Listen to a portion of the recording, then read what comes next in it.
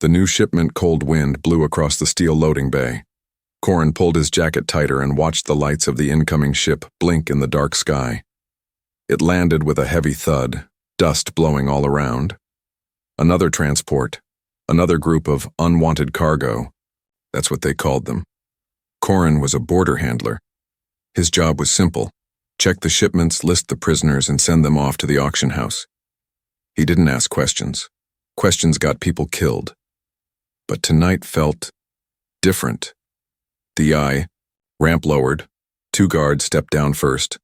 One of them gave Corin a sharp nod. Behind them, a cage rolled forward. Inside it, an alien woman, thin and trembling, held 2 children close to her chest. One child couldn't be older than 5. The other, maybe 8. The mother's skin was pale blue, marked with bruises.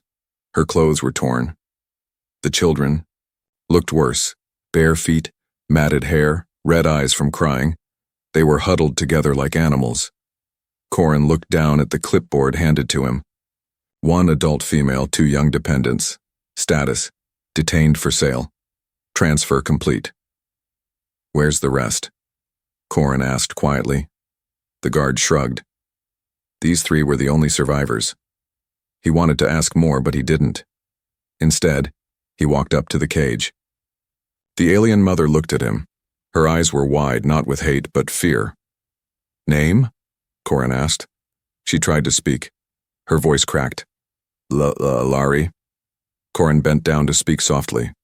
"And the children?" The older child whispered. "I'm Tyron, she's Sana."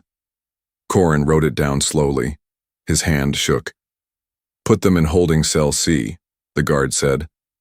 "Auction begins tomorrow morning. Better not miss it." Corin didn't answer. He just nodded and watched them roll the cage away. Later that night, Corin sat alone in his small office. Rain hit the windows. He poured himself a cup of hot tea but didn't drink it. His mind kept going back to the cage, to those small eyes looking up at him. He pulled open an old drawer and took out a worn photo. His wife and daughter, smiling. His daughter had passed away 5 years ago. Illness. Fast. Unfair. He closed his eyes. He stood up and walked to the security monitors. Camera C was on. He saw them. Laurie sitting on the cold floor holding her children. She rocked them gently. The boy coughed, his small body shaking. The mother looked up at the camera. She knew someone was watching. Corin switched off the screen. An hour later, he walked down to cell C. The hallway was dark and quiet. He punched in the code and opened the cell.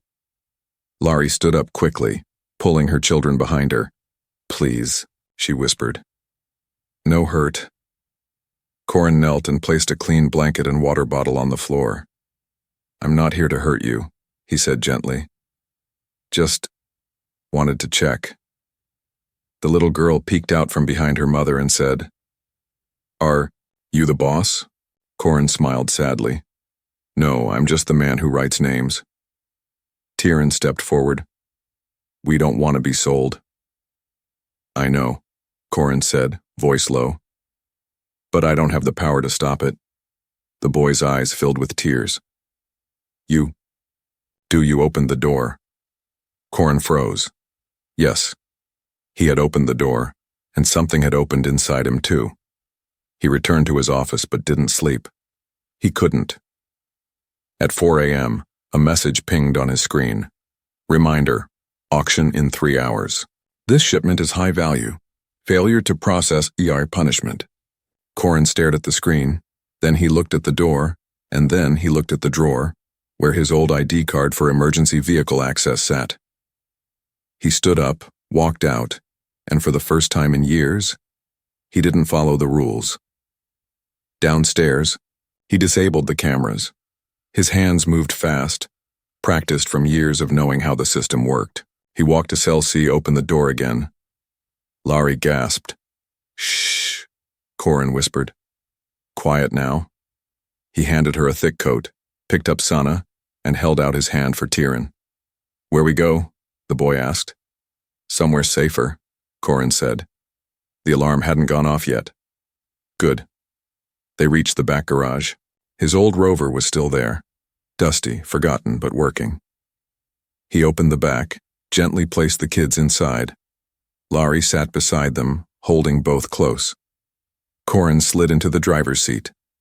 For a moment, his hand hovered above the ignition. He had always followed orders. He had always been alone. But now, he turned the key. The rover roared to life, and with that sound, everything changed, not just numbers. The engine hummed low as Corin drove through the icy hills. His fingers gripped the wheel tightly, eyes locked on the road. Beside him sat an alien mother and two small children, wrapped in old blankets. No one spoke. The night was silent except for the sound of the wind outside and the soft breathing of the sleeping children. Laurie, blue-skinned, bruised, and frightened, kept one hand on each child, as if they would vanish if she let go.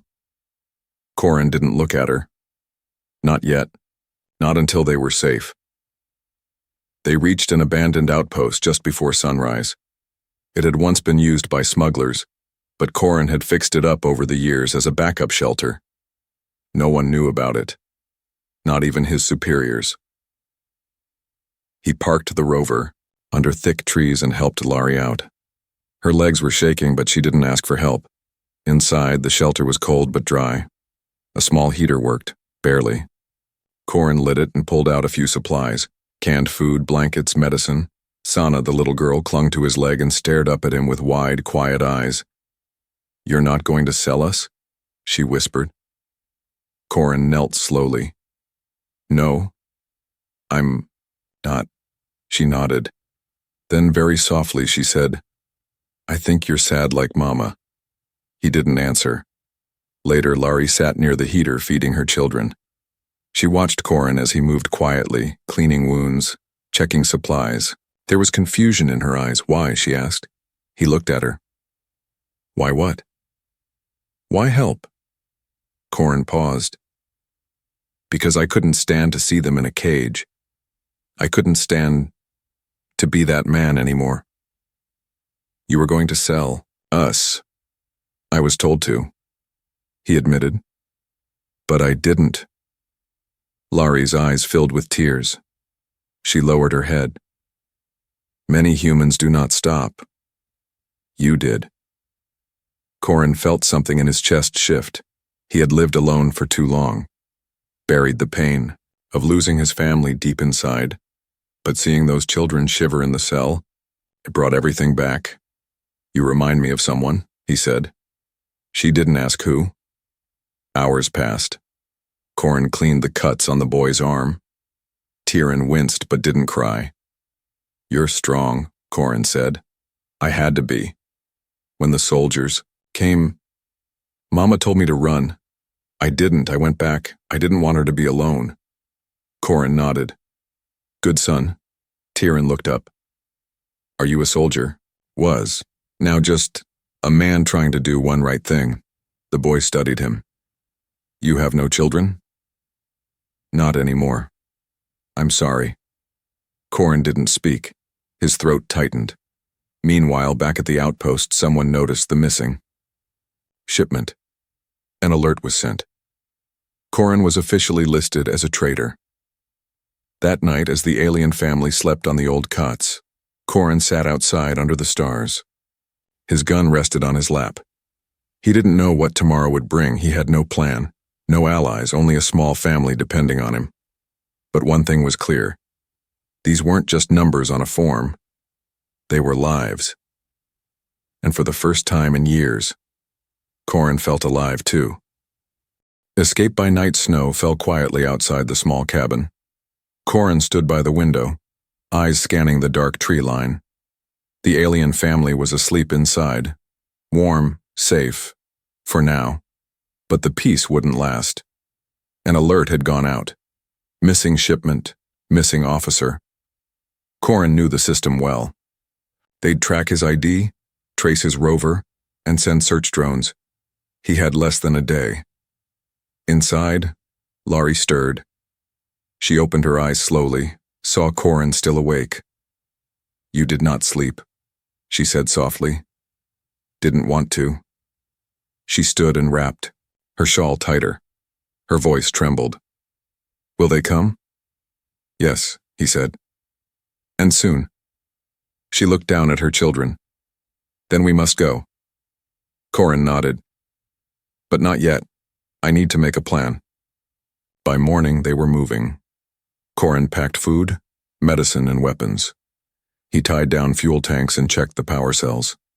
The children sat quietly in the back seat. Tyrion held his sister's hand, eyes serious like a soldier's. Before they left, Corin went back inside and grabbed one thing, a photo of his wife and daughter. He placed it in his coat. They hit the road before sunrise. They drove through the forest trail, off-grid, no satellites. Corin had learned these routes during his army years. He knew which paths were hidden and which were watched. But halfway, through the valley, a sound broke the silence. Whir, click, beep, Sana gasped. A drone flew low above the trees, scanning the ground. "Down!" Corin shouted. He pulled the rover under thick brush and killed the engine. The kids crouched behind the seats. Laurie hugged them tight. The drone paused. Then, it flew past. They waited 5 more minutes before moving again.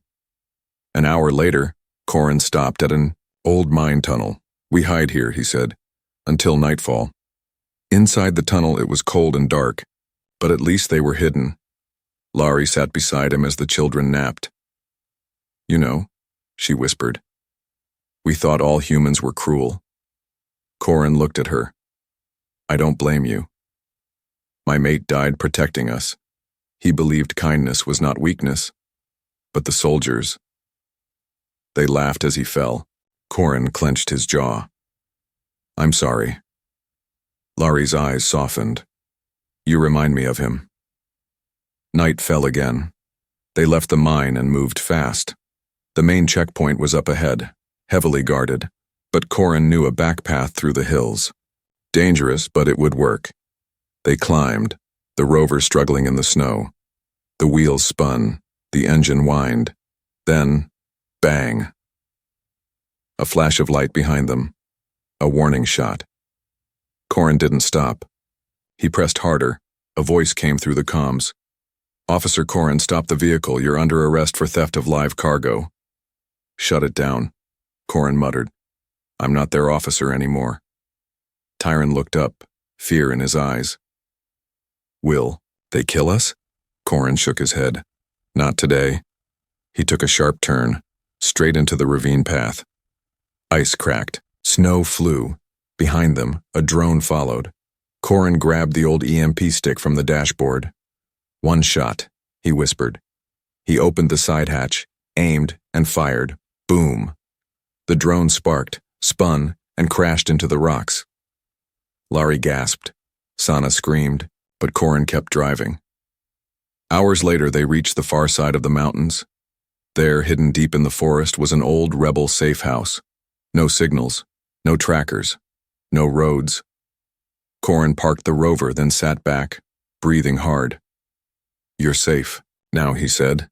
Laurie looked at him like she didn't believe it. "You risked your life. For us?" He smiled weakly. "No, I did it for myself because if I didn't, I'd never sleep again." Sana ran into his arms. "You're our hero," she said. Corin held her tight. He wasn't a soldier anymore. He wasn't a guard. He was something more. A protector. Maybe even a father. A safe place.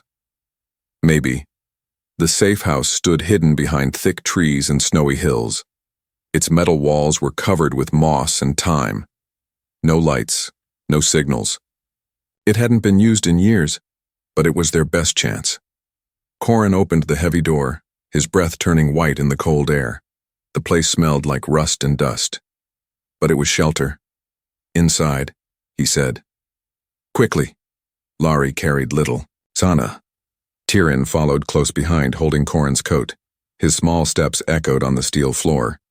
Inside, Corin turned on the power. Old lights flickered to life. Weak, but warm. They were safe, or so it seemed. Corin checked the scanner. No signals, no alerts. The trackers on his ID were gone. burned out in the EMP blast.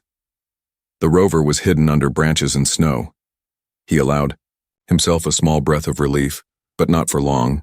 Laurie placed Sana on an old cot. The girl was warm, but her breathing sounded shallow. Corin leaned close. "She's got a fever." Laurie nodded, worry in her eyes. "She hasn't eaten well. We ran for days before they caught us." He stood and searched the supply crates. Some dried food, a few med patches, nothing strong. "We need better medicine," he said. "There's no time," Laurie whispered. "She's so small." Corin clenched his jaw. "There's a black market doctor. Far, but he owes me. You'd risk it?" "I already have," he said. He didn't waste time. He handed Laurie a small knife. "If anyone comes in, don't ask questions." She gripped it tight, nodding. Corin looked at Tyrion. "Be strong, son." Tyrion looked up. "Bring my sister back good, please." Corin nodded and left into the cold night. The black market camp sat on the edge of a frozen river, run by smugglers, outlaws, and ex-soldiers. The place stank of smoke and greed, but it had what he needed: medicine. He walked into a worn tent. A fat alien sat behind a table, red eyes gleaming. "Corin," the alien said, surprised. "Didn't think I'd see you again. Thought you went clean. I need antibiotics. Real ones." The alien narrowed his eyes. "For who?" Corin tossed a credit chip on the table. "Don't ask. You know the price. I'll pay." The alien leaned in. "You know, there's a bounty on you now. Big one. Bring you in. Get rich." Corin didn't flinch. "Then take the shot now." A long pause, then the alien laughed. "Still bold? Fine. Take what you need, and get out." Back at the safe house, Laurie sang softly to Sana, her voice shaky. "Don't leave me, little star. Shine in Mama's arms." Tyrion sat close, holding a small heater toward his sister. "She's warm now, but she's not waking up." Laurie blinked back tears. "She has to wake up." Just then, the door opened. Corin rushed in, snow on his shoulders. In his hand, medicine. "Move," he said quickly. He injected the patch into Sana's arm. For a moment, nothing. Then the girl stirred. She blinked. "Papa?" Laurie gasped. Corin froze. Sana smiled weakly. "I saw you. In my dream." Corin smiled. "Well, I'm real, and I'm not going anywhere." Later, as the children slept, Laurie sat with Corin near the heater. "You could have sold us, got rich, safe life." "I've had a safe life," Corin said, "and it was empty." Laurie looked at him. "You miss them? Your family?" He nodded. "Every day." She reached out, touched his hand. Her skin was warm now. "You saved mine," she said. "Maybe we can help save you too." Outside in the dark hills, a red light blinked once. A drone watched from the shadows. Their peace wouldn't last much longer, but for now they had hope. They deserve better. Snow fell gently over the forest. Inside the safe house, warmth returned. If only for a moment, the children were sleeping peacefully. Laurie washed their clothes in a steel basin, humming softly. Corin stood by the door, rifle in hand. His eyes were sharp. He hadn't slept in 2 days. Something deep in his gut told him danger was close. "They shouldn't live like this," he whispered. Laurie looked over. "They're safe. With you, they're safe." Corin shook his head. "Safe isn't enough. They deserve better. Real food, a warm home, no more hiding." Laurie smiled sadly. "In my world, safety was already a gift." Corin stepped outside, boots crunching on ice. He checked traps he had set earlier, caught one small bird and a few edible roots. Not much, but it would help. As he walked back, he noticed something strange. A thin red light across the snow. He crouched fast. A drone laser. His heart dropped. "They found us." Inside, Corin rushed in. "Pack what you can. Now." Laurie froze. "What happened?" No time. They're close. We need to move. Tyrion grabbed the bag. I can help. Corin placed a hand on his shoulder. You already are. They moved fast, just what they could carry. Sana clung to Lari's chest. Her fever had broken, but she was still weak. Outside, the sound of engines echoed through the hills. They were coming. Instead of running, Corin led them downward into a hidden tunnel beneath the safe house. Old mining tunnels. He had found them years ago. No one else knew. We'll stay below. Lose the trail, he said. They traveled in darkness, with only a small lantern. Tyrion spoke up. Are you scared? Yes, Corin said honestly. But being brave means doing what's right even when you're scared. Hours later, they stopped to rest in a small hollow chamber. Lari sat beside Corin. You've done more for us than our own kind. I didn't do it for thanks, he said. I did it because someone has to. But why you? She asked. Corin looked at the children sleeping beside them. Because no one helped my daughter when she needed it. She died scared, alone. I couldn't save her. Lari touched his hand gently. But you're saving someone now. He looked into her eyes. I hope it's enough. They reached the tunnel exit just before dawn. Ahead was a trading post not on maps. A quiet place, mostly run by exiles, humans and aliens alike. Corin knew a woman there, Drya, once a soldier, now a protector of those like him. At the gate, a tall alien woman with scars stepped forward. Corin? She said in shock. You're still alive? Barely. Her eyes moved to Lari and the kids. You really did it, she said. You ran. I need a place for them. Just for a while. Drya nodded. Inside, quickly. By noon, the kids were fed. Warm. Lari had clean clothes for the first time in weeks. Corin sat with Drya at a small table. There's a bounty on you, she said. Big one. Posters everywhere. I figured. You're not safe here long. I don't care, just keep them safe. Drya leaned forward. You're not, just helping them. You're changing something. Word spreads fast. Corin looked down at his hands. They deserve better than what the galaxy gave them. And you? He looked toward the kids playing by the fire. I think I've found my reason again. But outside the trading post walls, a shadow watched from the snow. It sent a silent signal to the stars above. The hunt wasn't over. Not yet. Not alone. Anymore. For the first time in weeks, laughter echoed through the air. Tyrion chased Sana around the small courtyard of the hidden trading post. The little girl giggled, her cheeks rosy from warmth, not fever. Lari stood nearby, watching her children with tired but hopeful eyes. Corin leaned against the wall, arms crossed, rifle hanging at his side. They had made it here. They were alive. But something felt different now. He didn't feel like a fugitive. He felt like a father. Later that day, Drya gave him a small comm device. It's encrypted. Only works inside rebel channels, she said. Corin took it carefully. I thought you didn't trust tech anymore. I don't, she replied. But I trust you less if you go quiet again. He gave a small laugh. Fair. Drya sat beside him. You're not alone anymore, Corin. There are others like you. Humans who saw too much, couldn't take the orders, and walked away. Corin raised a brow. I thought I was the only fool left.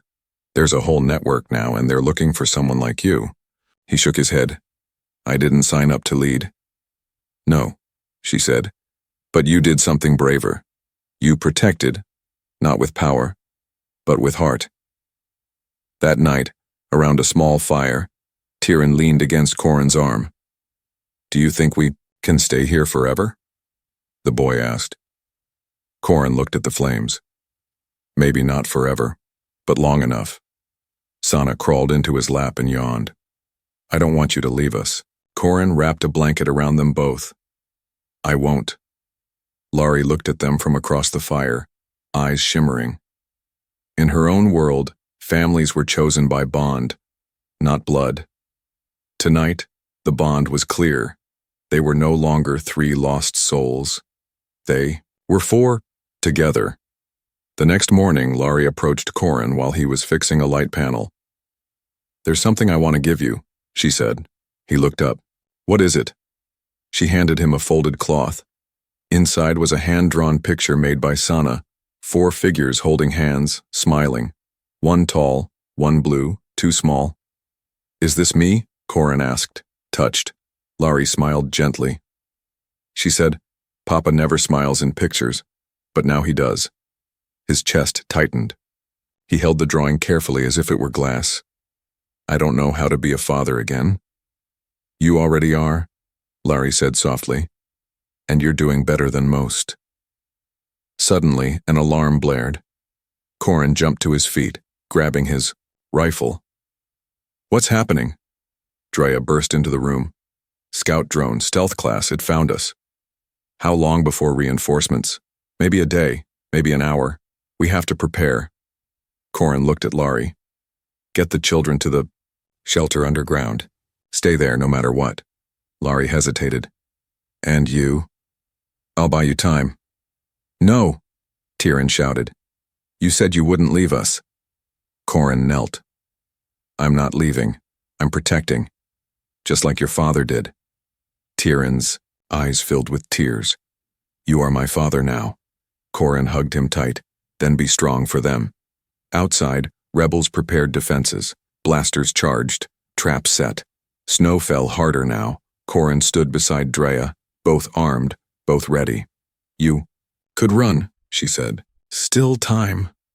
He looked back toward the shelter where the family waited. "No," he said.